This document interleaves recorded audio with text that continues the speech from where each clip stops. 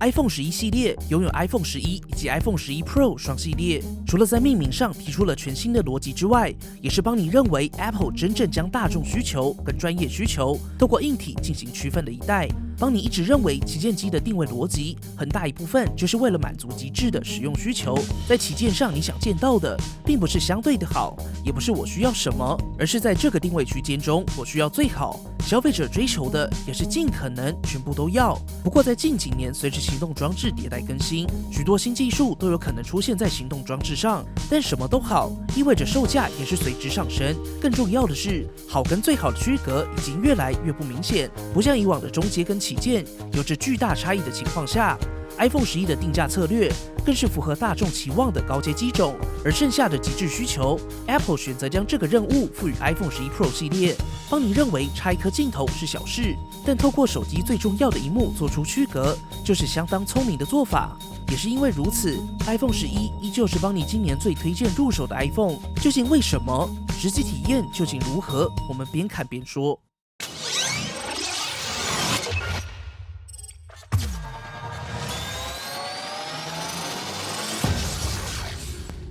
立刻加入邦尼 Facebook 讨论区，邦尼接下来测什么跟专属好康，全部都在邦尼讨论区。也别忘了订阅邦尼，并开启小铃铛，及时收到最新的产品评测。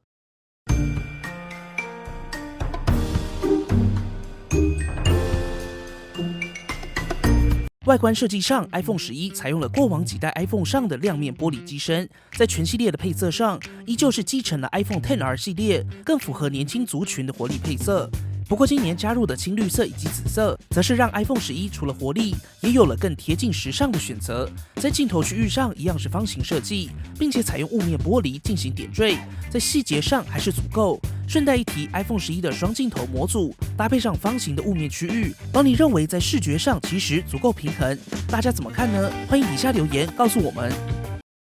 既然说到了镜头，这次 Hoda 也推出了属于 iPhone 11以及 iPhone 11 Pro 全系列的蓝宝石镜头贴。不过蓝宝石究竟是什么？为什么要使用蓝宝石？简单来说，在硬度分级上，我们大多会参考墨氏硬度作为单位。不过注意喽，这边指的墨氏并不是你常在保护贴外面看到的 9H。玻璃保贴常见标示的 9H 代表的是铅笔的硬度，跟墨氏硬度完全是不同的硬度单位。那什么是墨氏硬度呢？简单来说，就是一个物质可以在另一个物质上留下划痕的相对硬度标准。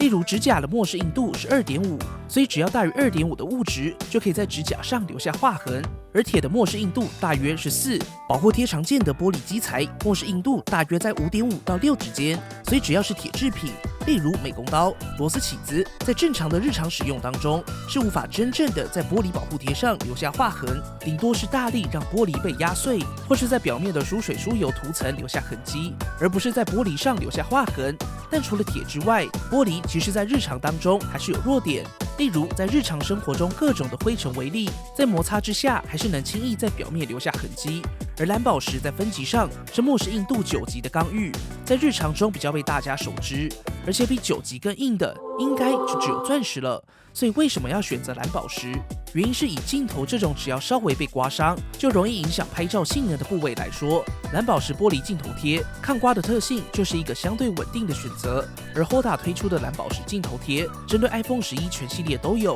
分别是跟着手机原色走的原色款，在镜框上采用铝合金，以及更加高调但搭起来意外好看的烧钛款。镜框上则是采用不锈钢材质，两者在蓝宝石表面也采用了 AR 抗反射的光学镀膜，让拍照更接近原来的相机体验，降低失真。而关于蓝宝石近几年为什么会被拿来做保护贴，以及镜头究竟适不适合贴保护贴，对拍照有没有影响，邦尼也会在后续带来相关的完整测试专题。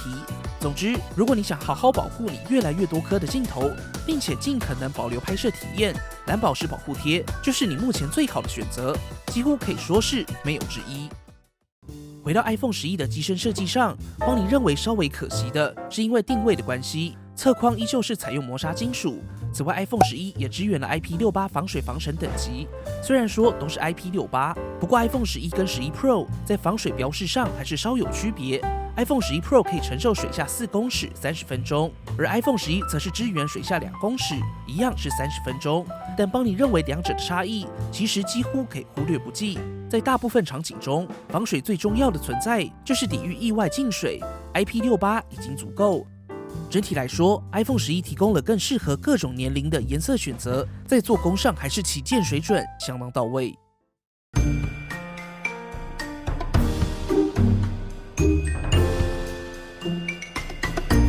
影音娱乐部分，这是 iPhone 11跟11 Pro 差异最大的地方，也是两者在售价上最大的差别。不论是萤幕表现或是外放体验，都有不小的差异。首先在萤幕上，技术上采用的是 IPS 显示器。虽然说目前主流的 OLED 跟 LCD 两种技术都各有拥护者，但以 iPhone 11上搭载的这块萤幕来看，在解析度上不足 Full HD， 在播放影片时也只能发挥出 720p 以上，接近 1080p 的实力。尤其在解析度变低、萤幕尺寸又变大的状况下，像素密度虽然达到 326ppi， 也可以符合苹果全新定义的 Liquid Retina HD， 但还是离大部分旗舰机种有不小的差距。而在动态对比上，则是目前在手机上所应用的 IPS 萤幕相对弱势的地方。简单来说，就是黑的不够深邃，在观看一些以低光为主要场景的影集来说，就会稍微可惜。不过撇除这两点 ，iPhone 11在显色表现上还是相当不错，最大亮度达到625尼特，对于一般使用者来说绝对够用了。但对于长期被旗舰萤幕宠坏的使用者，或是曾经使用过 OLED 系列的 iPhone 用户来说 ，iPhone 11的解析问题或是整体使用体验，的确在视觉上容易感知。只要是曾经使用过 iPhone X 或是 XS 系列的使用者，帮你推荐上到 iPhone 11 Pro， 几乎是你的唯一之选。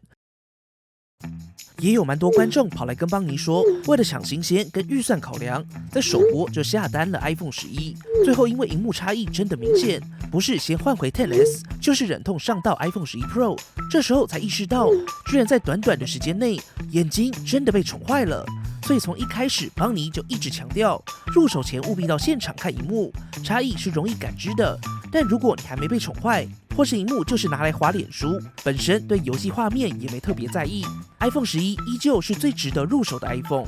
简单来说，邦尼认为 iPhone 11对于萤幕相对保守，在逻辑上还是比较合理。首先，萤幕本来就是手机成本当中比重相对高的部件，但除了成本考量外 ，iPhone 11的萤幕更像是作为一款更面向大众、娱乐为主的机型所做出的选择。对于娱乐跟日常使用来说 ，iPhone 11的萤幕确实能够称得上足够，对大部分使用者来说也够用。如果你是专业创作者，或是对萤幕表现深深依赖的使用者，你所需要的显示表现一样可以在 iPhone 11 Pro 上得到。所以 iPhone 该有的极致表现还是存在，只不过在 iPhone 11上的思路更像是最大化的保留 iPhone 11 Pro 的主要体验，而以萤幕作为主要区分的切入点，让 Pro 的硬体需求就留在 Pro。但邦尼认为，哪怕是将萤幕稍微提升到 Full HD， 在入手 iPhone 11时就能够更无忧的入手。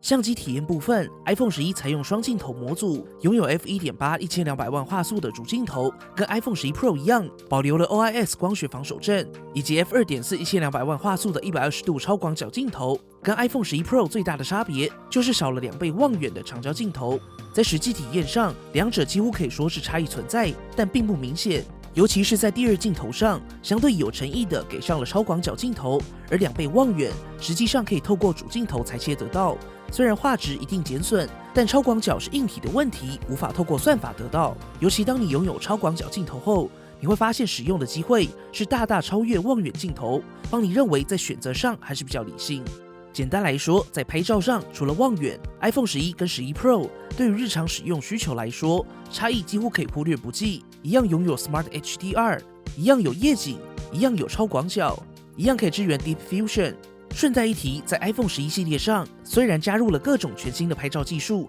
但苹果实际上的思路还是跟过往一致，就是你按下快门，我给你一张好的相片。而在相机功能的启动状况上，大致可以分为3种，分别是光源足够，或是逆光时启用 Smart HDR。若是光源相对不足的中光环境，例如室内或是即将日落的阴天傍晚，则是透过 Deep Fusion 进行多张的截取，并且在细节上进行辅助运算。而在夜晚时，只要环境需要，就会自动启用夜景模式。在邦尼的测试当中，在 iOS 13.2 正式更新的 Deep Fusion 确实能让 iPhone 11在室内这种中光环境拍摄时的细节有不少提升，但对于大多数的室外日拍跟夜拍领域，跟最初的版本相比差异有限。尤其是在夜拍拍摄上，还有许多值得修正跟强化的地方。例如超广角的相机依旧无法使用夜景模式，或是在夜间 HDR 算法上可以再更强化等等。也可以点击右上角资讯卡，参考邦尼在 Mate 30 Pro 评测当中 iPhone 11 Pro 在最新的软体版本上跟各家旗舰表现的差异。不过整体来说，如果是将焦点放在 iPhone 11区段的高阶机种来说， iPhone 11在日夜拍的表现其实还是达标的。只能说今年的 iPhone 11系列是苹果在相机上最大力进化的一年，但同时各家的算法跟硬体也在大力进化当中。而在录影上 ，iPhone 11系列在处理逆光场景的宽容度依旧强势，在整体录影体验上还是维持一贯的稳定。不过在录影防守阵上，虽然 iPhone 11采用了全新的防守阵算法，并且裁切范围相较起各家小了许多，但在奔跑时这种大范围抖动的防守阵表现上也稍微有所牺牲，跟各家相比稍显弱势。不过在一般手持上跟各家差异不大，依旧是今年主流旗舰的一流表现。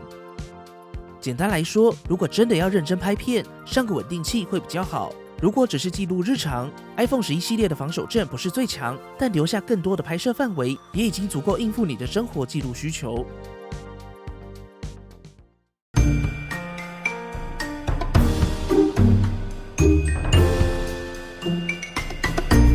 效能部分 ，iPhone 11依旧搭载苹果今年最新的 A13 Bionic 以及4GB 的 RAM， 在容量选择上没有悬念，帮你认为至少选择 128GB 以上。都已经即将迈入2020，不论是拍摄生活或是记录小孩的成长 ，4K 的录影画质绝对是值得投资的项目。记录生活本来就不是当下的事情，而是当你有一天回过头来看 ，Full HD 很有可能早就已经过时，你会发现身边的各种装置早就不只有 4K。在影像大爆发的年代，各种影像标准可能早就不是 4K 而已，所以都已经入手 iPhone 11，而且 iPhone 11也拥有相当不错的录影体验。邦尼还是推荐大家可以慢慢转换到档案相对较小，但效果能有感提升的 4K 30fps， 至少未来的你不会后悔。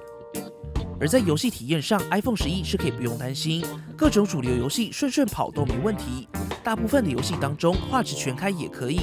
只是萤幕看不看得出来，又是另一回事了。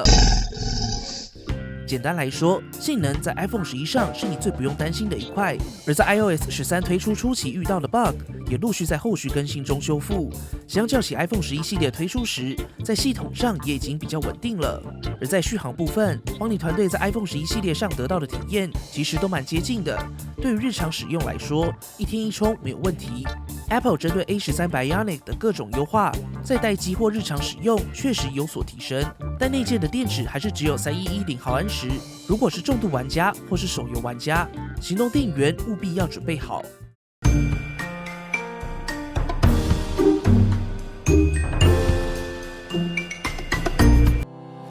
整体来说 ，iPhone 11确实是今年在预算之内你能够买到最多体验的 iPhone。iPhone 11除了是苹果策略性的，希望满足在2到3万价格区间的选择之外，邦尼更加认为是苹果真正意义上将大众及专业需求的硬体作为产品系列区分的系列机种。以过往苹果将上一代旗舰透过降价的方式填补中阶或中高阶价位的策略来说，在 Android 阵营也跟着不断上调旗舰定价，并且占据同价位的趋势来看。iPhone 11的出现只能说是意料之内，也使苹果必须随之调整的产品策略。但在邦尼看来，苹果在 iPhone 11上还是以最大的限度保留了可以升得上 iPhone 11的性能及体验，并且透过成本较高或是专业需求的萤幕跟较为细腻的外观设计和内部硬体差异作为切入点，还是相对合理且理性的。如果你的眼睛还没被萤幕宠坏， iPhone 11确实相对超值且亲民许多。不过邦尼还是认为今年的 iPhone 11跟11 Pro 在萤幕上的提升还是比较有限，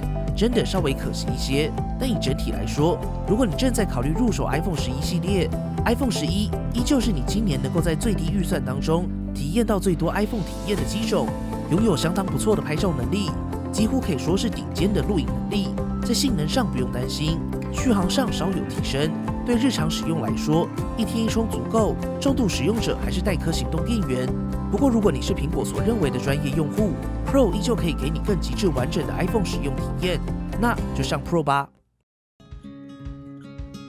过去近2年的时间，邦尼团队跟大家一起体验了近100款装置，一起见证并探索许多新科技。第一次解锁萤幕下指纹辨识，第一次迎来真全萤幕，第一次上手电竞手机，后来还看到了五月天。随着相机画素越来越高，充电速度越来越快，超声波可以用来指纹辨识，荧幕上还可以开个洞。那些日子我们都一起走过，我们尽力忠实呈现产品，尽可能把影片画面拍得好看。还有那些看起来像是官网抓下来的缩图，几乎都是真的拍出来的。在2019的最后，我们想跟大家分享，邦尼团队预计明年开始，尽可能排除万难，带来更多概念性机种、台湾未上市机种的开箱实测。不过，只靠着邦尼团队很难完成这么庞大的计划，因此在谨慎思考后，我们正式开通了频道会员功能。这是一个长期的开箱募资计划，有了你们的加入，让我们有机会带来更多原创内容，加入更多机种的开箱评测。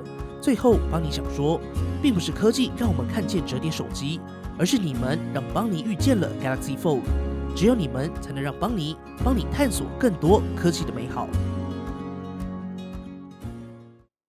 最后，如果你想支持邦尼制作更多原创节目，欢迎点击下方的加入按钮，成为频道会员，共同探索，让我们带来更多你所期待的科技内容。好啦，本期节目结束了，不要忘记右上角对 iPhone 11系列进行投票。如果喜欢本期的节目，不要忘记订阅邦尼，并且打开小铃铛，及时收到最新的评测通知。当然，你也可以在 Facebook 邦尼 AI 小助理、Instagram 以及 Line@ 找到我们。如果还有其他问题，别忘了底下留言。那我们就下期影片再见啦，